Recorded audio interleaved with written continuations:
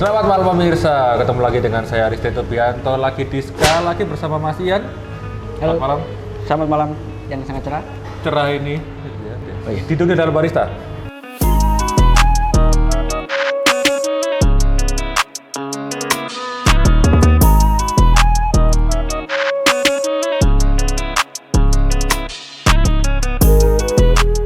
Oke, jadi gimana ini Mas Ian dalam persiapannya kalau misalnya kita mau ngebar? Ya. Mau ngebar ini, mau bikin ada pesanan nih, cappuccino. Oke. Oke. Yang pertama harus dilakukan itu apa? Yang pertama harus dilakukan adalah jadi disiapin dulu semuanya, baru Oke. kita bikin. Oke. Yang paling penting adalah ini sih. Yang sering dilupain sama orang-orang itu ini. Jadi Oh. ada form dialing in. Oke, ini adalah dialing in. Kalau misalnya anak-anak bilang itu form kalibrasi. Oh iya betul. Sebenarnya beda sih, Beda. kalibrasi sama dialing in beda. Dialingnya beda. Dial in itu kan setiap hari. Ya, daily-nya. daily, ya kayak itu. Dicek tiap hari. Ya, tiap setting pagi. dan sebagainya. Dan ini, lihat ininya dulu. Jadi data itu sangat penting sekali karena memang dari sini kita bisa tracking semuanya tuh. Maksudnya, Oke. dengan bins yang sama atau dengan bins yang beda pun kita punya datanya semua. Jadi kita nggak terlalu waste banyak. Barista-baristanya pun juga nggak bingung karena bisa langsung ngelihat datanya, langsung direplikasi semuanya di sini. Oke. Kayak gitu. Pasti ini yang kita lihat dulu awal. Oke. Lihat dial in-nya hari itu. Ya. Terus di sini kita pakai udah lengkap semua ya, kita pakai 20 gram, suhunya seberapa dan sebagainya udah lengkap. Jadi kita tinggal Jalan. jalan kayak gitu. Ya, ini biasanya yang sering dilupain. Jadi ini disiapin dulu. Oke. Jadi biar enak nanti pasang langsung kita nyalain. Insert Oke. immediately brew kalau dibilangnya. Immediate brew. Ya, benar. immediate Karena brew. kalau misalnya orang bilang itu kalau misalnya nggak di immediate brew, gosong. Ya, betul Apakah sekali. benar itu gosong? Kalau kayak gitu menurutku memang iya. Jadi rasa gosong itu bukan karena overextract. Karena memang tidak ada di espresso kompas. Iya. Tidak ada rasa gosong di espresso kompas ataupun kopi kompas. Benar. Karena secara logika aja burn itu pasti kena panas, suhu panas, bukan air. Air nggak bisa ngasih- Menggosongkan. Betul sekali. Iya. Air tidak bisa menggosongkan. gitu. Iya. Cuman bikin ekstraksinya lebih. Panjang. Ya. Kayak gitu kan. Karena yang bikin gosong itu sebenarnya dari roastingnya, bukan dari mesinnya. Salah satunya. Semua harus terdata lengkap dan harus konsisten. Ini banyak juga yang bilang kayak kok binsnya nggak konsisten ya dan sebagainya. Loh sebentar, jangan lari ke bin dulu. Kalian bikinnya konsisten dulu nggak?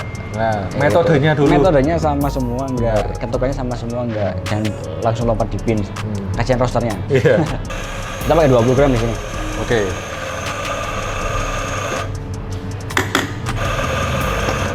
Nah kalau pukulnya kayak gitu 2 kali ya sudah 2 kali seterusnya. Oke. Kayak gitu.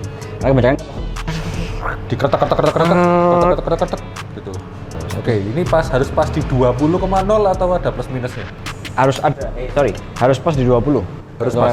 Ya. Oke. Terus didistribute dulu. Distribute dulu, baru kita tamping. Ini langsung ada tulisannya semua sih, soft tamping berapa dan sebagainya. Oke. Jadi ketika ada notes tambahan pasti ditulisin di sini sama teman-teman. Oke, misalnya hard tamping. Hard tamping dan sebagainya, kayak gitu. Oke. Kita bisa tahu hard tamping atau soft tamping dan sebagainya ya karena kita ngelakuin itu semuanya sama. Oke. Jadi kita ada titik berhentinya memang sama. Jadi kita tahu average-nya seberapa. Kalau kita caranya beda-beda bikinnya juga pasti udah beda-beda semua. Pasti beda lagi. Pasti beda lagi. Terus nah ini nih, tips tamping yang bener posisinya gimana sih Mas? Ya, misalnya kayak ini, yang seperti ini. Nah, seperti ini. Oke, lurus ya berarti ya. Ya, Lurus. lurus. Siku. Oke. Dan untuk make sure rata atau enggaknya, jadi jari kita nyentuh antara temper sama si rimnya. Oke. Kita lihat betul. Kayak gini. Misalnya ini nggak rata ya, sudah yang dibenerin yang sebelah sini. Bukan ditekan satu arah ke bawah, tapi yang dibenerin yang ininya. Oke. Oke. Selesai. Lebih enak ada pack press sih. Oke. Iya kan? Tinggal Betul. Ya. Tapi di Malang mungkin masih belum, Jarang. iya masih belum banyak. Ya. Dan belum Oke. dibutuhkan terlalu. Sebelum cepat itu sih. Iya. Benar sekali. Tapi barista asal juga udah lumayan sih. Oh sudah lumayan sekali. Iya. Jadi udah ngepres. Nah, Udah ngepres karena ada vakumnya juga. betul. Dan memang nggak sampai keluar ya itu Iya. bisnya. Itu bagusnya barista asal seperti itu. Tergantung sih, sesuai kebutuhan. Oke. Dan preferensi sih. Preferensi betul sekali. Nah, Saya. buka bersih. Terus kita bersihin. Jadi ada clean portafilter before inside the group head. Itu ada. Itu masuk poin juga. Masuk poin juga. Jadi yang kita terangin di sini itu sesuai yang ada di technical sheet semua. Oke. Makanya aku bilang tadi, ya kita mencoba menjadi standar. Oke. Ya, karena memang standarnya memang rutinnya harusnya seperti itu. Benar. Kayak gitu. Insert immediately bro. Jadi Masuk masuk lagi langsung ekstrak. Kayak gitu. Paling lama berapa detik? Tidak boleh lebih dari 3 detik. Oke. Sama ada lagi namanya satu extraction within 3 second variance. Apa itu? Itu ketika kita ngekstrak, selisih antara kiri dan kanannya tidak boleh berbeda lebih dari 3 second. Karena kalau seperti itu pasti ada permasalahan di distributmu atau tampingmu. Gitu. Oke. Set 1, 2 gitu. Sudah yang lain. Oke, jadi walaupun ada kak turunnya bareng, tapi selama 3 detik iya, nggak apa. tidak apa-apa. Jadi nggak usah overthinking kalau misalnya kanan kirinya tuh nggak bareng. Ya, santai aja. Jadi memang dibaca aja di rules-nya itu memang dibaca. Terus dipahami benar-benar. Oke, ini tadi ditarik dulu. Kenapa? Karena kita bikin split shot. Itu benar split shot. Karena tidak mungkin ekstraksi untuk espresso dan milk beverage kita samain. Oke. Ya kan? Dan banyak yang sering kebolak-balik kayak gitu loh. Iya. Dia bilangnya over extract itu strong, padahal harusnya itu lebih watery. Bener. Dan sebaliknya. Pertanyaannya, ketika memang sudah dari basic terbalik seperti itu, lah kita serve-nya tuh kayak gimana ya ini? Nah, Dan kita bisa bilang enak, oh enak ya ini. Itu harusnya kita baca rules regulation dan semuanya pasti bisa jadi standar. ya udah ada di situ sebenarnya. Dari situ, maksudnya ekstraksi secara logik juga sudah tertera di Coffee Kompas dan Espresso Kompas. Iya. Ini berarti ini yang ekstraksinya lebih dipanjangin dikit. Ini ekstraksinya lebih banyak sedikit, jadi Hot black. ya. Oke. Jadi 20 grams in, 40 Berarti grams out. Ya. Kalau yang Ini 16, 16. 16. Ya. Jadi dipotong dikit. Jadi dipotong dikit ya, karena kan ketika kita bikin milk beverage, kita harus bikin lebih strong di base-nya kan. Oke. Karena dicampur sama milk, jelas kita pilih strong. Sekali lagi under extract, strong, per second. Oke. Bingung? Kalau misalnya bingung, tunggu beberapa episode lagi kita bakalan bahas. Oke. Karena masih banyak yang nggak tahu ini over extract yang gimana, under extract yang gimana, strong sama weak itu gimana. Ya. Dan kebanyakan yang terjadi adalah tidak bisa bedakan apa itu strong sama over extract. Ya. Bitter. Ya, betul sekali. Bitter salty itu masih apa ini? Apa itu? Kayak gitu kan. Oke. Kita dapat ini 2, terus Oke. gimana ini? Terus mau diapain ini? Ya kita minum lah ya. Iya. Kita bikin susunya. Kita bikin susunya atau mau nyoba espressonya? Boleh? Bikin coba dulu. Susunya coba aja. Nah, ngaduknya berapa kali ini? Ya terus biasanya setir itu 3 kali. Kalau protokol yang aku tahu ya dari juri ya. Nah, Ya, ketika kita nggak ngucapin, kita nggak nyuruh protokol apapun ke dia pasti setir 3 kali baru diminum. Oke. Jadi jangan lupa kasih komando ke juri. Ya kalau harus misalnya diminum. ada, ya memang betul sekali. Oke. Minumnya di sisi yang misalkan di sisi yang berbeda-beda. Oke. Bisa 2 sampai 3 sip udah habis. Kalau saya biasanya itu di sini, Mas. Kenapa? Jadi biar orang-orang kalau ada yang minum di sini saya nggak ciuman sama mereka. Ah betul sekali. Nah, Situ kan ini kan titik di mana orang jarang meminumnya di sini. Betul. Itu trick and tips. Oke. Saya minum ini. Silakan.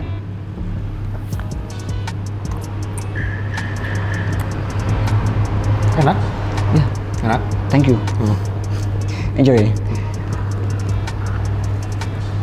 Pindah lagi sebelah sini, pindah lagi sebelah sini. Habis, Mas. Tidak apa-apa. Emang saya bikinin lagi. Nggak iya. usah. Oke. Tuh, sama ini. Kalau misalnya ada yang kayak gini, Ya. ada titik-titik ini, sisa kayak beansnya, Ah, apakah itu berarti ada yang bocor? enggak. Atau kita harus ganti VST? Ini sudah pakai VSI. Oh, kan. Oke. Full main VSI. Oke. Jadi itu memang pasti ada seperti itunya. Karena di kopi pasti ada unsoluble sama soluble. Ya. Kayak gitu. Makanya ketika espresso kita nggak bisa biarin terlalu lama. Karena pasti yang tidak terlarut, nantinya jadi ikut larut. Oke. Yang awalnya tidak strong, mungkin bisa jadi strong. Oke. Penyebabnya adalah itu. Perbedaan rasa itu bukan perbedaan flavor yang kita dapatin di sini. Ya mungkin ada perbedaan flavor memang. Cuman lebih tepatnya adalah seringnya itu intensitas yang berbeda. Kayak gitu. Karena ya unsoluble tadi sudah mulai berubah jadi soluble. Ya ini barat kayak kita ada air putih, kita kasih gula, kita aduk terus kita minum. Oh, awal manis. Terus kalau kita biarin lama, semakin lama, pasti dia jauh lebih manis ya karena yang tidak terlarut menjadi terlarut. Itu kalau gula. Lah kalau misalnya obat beda lagi semakin pahit ya. Berarti kan tergantung dialnya kita seperti apa dulu. Kalau mulai awal memang dia udah pahit, ya semakin lama semakin pahit harusnya. Ya kayak Tapi gitu. kita harus tahu beansnya juga, karakter beansnya seperti apa. Iya. Bagaimana kita bisa memaksimalkan dari karakter beans itu? Betul. 4 syarat kan pasti. Sejauh ini 4 syarat kayak kan. Aku tambah 1 sih. Jadi yang aku tahu tuh kayak Lamisella, Wasi beans, ya kan. Terus kayak Lama Genazione, grinder, Lama Cina mesin, Lamano yang terakhir susah. Manusia itu memang susah. Oke. Kalau ini kan semua kamu kayak gini ya sudah kayak gitu terus. Ya, settingannya. Kayak gitu. Yang susah kan manusianya. Nah, itu yang bikin susah. Oke. Oke, Saya lanjut. berarti nggak bisa. Oh gitu. Ya siapa? Lanjut. Apa ini? Langsung kita bikin Green milk beverage. milk beverage.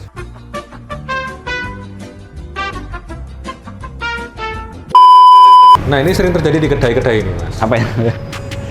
Espresso udah terkerak gini, Ya, udah lama gitu, bikinnya pagi, terus ada order sore dipakai buat cappuccino, boleh nggak? tergantung kebijakan kedai. Seperti apa? Tapi kalau dari flavor gitu, ngaruh nggak? Ada perbedaan nggak? Oh pasti. Sisi sekian menit aja udah beda. Kayak yang tadi kita bahas awal loh Pak To. Iya. Kan? Jadi kan ya Pak To ya namamu ya. Iya, benar ya benar. Pak To ya. Ya itu kan ada unsoluble di situ, sedangkan ini powder cuman segini.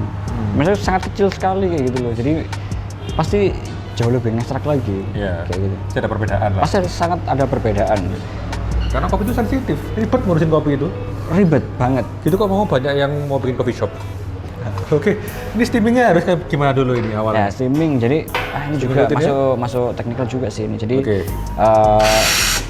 flash the group head, Oke, flash group head dulu, flash head, terus perch steam bond. push timbon, begitu juga selesainya juga seperti itu. Oke. Terus kalau syarat di milknya sendiri itu silky, shiny, glossy, Oke. no bubbling. Gambar memang ada poinnya, Tapi bisa menolong di situ. Kalau enggak pun kita cuman gambar heart aja atau memang heart yang tidak ada bawahnya. Gambar apa itu namanya monde. Iya, iya. Ya, gambar monde itu nggak apa-apa. Yang penting yang dinilai adalah kualitas filmnya seperti apa. sama simetri. Hitung ya? Kembali ya, Oke. terlebih pokoknya kualitas filmnya. Dan memang digambarin di situ. Ada sedikit nilai tambahan lah mungkin di situ. Oke. Bukan mungkin ya, ada nilai tambahan di situ.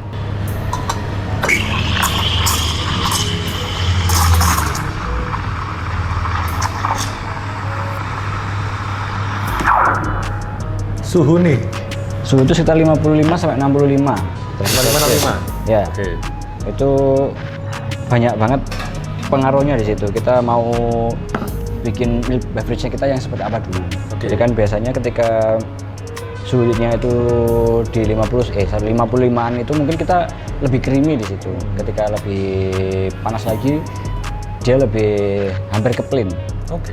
Ini nyesuaiin aja sama espresso base-nya kita kayak gitu. Jadi nggak berarti yang betul suhu rendah itu lebih enak. Itu Ya. tergantung sebenarnya. Memang betul sekali. Jadi kita yang ngeset semuanya. Mau kita swirl awalnya atau kita langsung pouring juga pasti beda juga ya. Kayak gitu. Ini saya gak gambar yang aneh-aneh karena saya sudah berhenti jadi latih artis. Jadi kita swirl Oke, aja. di swirl dulu. Biar rata. Saya cuma mau gambar tulip saja. Kalau misalnya kita mau lihat nih kontras atau kualitas foamnya dilihat dari mana ini? Kontas filmnya itu dilihat, jadi nggak ada warna putih lain selain warna dari gambar. Ya, Oke. Jadi nggak ada yang belonteng betul di sekali. warna kremanya di kopinya itu. Ya, Di kanvasnya tidak ada warna lain selain warna si gambar. Oke. Sih? Karena ini yang ingin saya ketahui, kalau misalnya di lomba-lomba itu setebal apa sih? Mari kita lihat. Oh, iya. Di medium ya. Medium atau nggak Tipis tipis? sih. Ini nggak bilang tipis sih. Ya. Karena masih patternnya nggak selemes kayak bikin latte pada umumnya. Oh iya, sekitar 30-40% dari milknya, ya, Oke. volumenya. Sekitar Jadi segitu. nggak tebel juga. Kalau tebel itu ada yang bilang itu ngangkat krema jadi rasanya juga nggak balance. Bener? Iya, nggak? ya, salah satunya iya. Karena sekarang kan penyebutannya memang milk beverage kayak gitu. Iya. Bukan cappuccino. Bukan cappuccino, bukan Polo, itu mungkin dulu masih bisa Iya, relate masih di sekarang. era-era ya sebelum third wave lah. Ya, sekarang penyebutannya milk beverage. Jadi kalau kayak gini tadi, case-nya ketika benchku yang tak pakai kompetisi, itu foamnya nggak mungkin seperti ini juga. Karena Oke. kita kan masih nyesuaiin dengan kedainya seperti apa, Iya. dayanya anak seperti apa. Oke. Sekarang waktu yang pembuktian, ada coba. Ini birsnya pakai apa nih tadi? Benchnya ini ada datanya juga di sini. Ini saya tinggal lihat sudah di sini kalau lupa. Jadi ada Hudson Yard, jadi ada Arjuna anaerob 50%, Arjuna Wars-nya 25%, Brazilnya 25%. Oke. Data lengkap semua. Data ini tak bikin itu ngambil dari Scorsi 2020 kalau nggak salah. Jadi kayak ini. Jadi nanti bakal tak ganti lagi biar anak-anak bisa update lagi. Oke, jadi biar lebih ribet lagi yang Biar lebih ribet, PR. panjang kayak Bagi-bagi. Jadi sebenarnya yang utama dari seorang barista itu adalah belajar tentang ekstraksi dan taste. Bukan latih artnya, Mas. penting juga. Tergantung mana yang mana ini. Karena banyak nih yang aku pengen jadi barista, kenapa? Biar bisa difoto sambil latih art. Dulu saya juga berpikir seperti itu. Nah. Makanya saya jadi latih artis. Nah, itu. Gak apa-apa, yang penting dilatih artis. Gak cuma buat gaya-gayaan aja. Ya, yang di dial gambarnya. Iya. Itu pasti enak. Nah. Ya enggak sih. Enggak, tapi memang semua kita harus tahu basicnya seperti apa. Nanti tergantung kita mau ngarah kemana kayak gitu loh. Oke. Aku mau IBRC dan terserah. Yang penting kita harus tahu basicnya semua. Oke, jadi pelajari fundamentalnya Iya. dan didalamin. Ya jelas Jangan harus setengah-setengah. harus paham, harus paham. Oke. Oke, terima kasih banyak Oke. Mas Ian untuk Terima kasih ilmunya. Ini sangat bermanfaat buat pemirsa di rumah yang masih bingung ini sebenarnya ngebar itu harus ngapain sih? Apa yang harus dilakukan dan apa yang harus diperhatikan Ya. di bar gitu. Dan kalau misalnya teman-teman ada pertanyaan, bisa langsung komen di bawah. Nanti bisa kita tag ke Mas Ian dan bisa dijawab. Boleh sekali. Oke, jangan lupa untuk klik like. Kalau suka, klik like juga. Kalau nggak suka, terus klik subscribe biar ada yang ingetin. Dan sampai ketemu di Dunia Dalam Barista episode berikutnya. Siap. Selamat malam.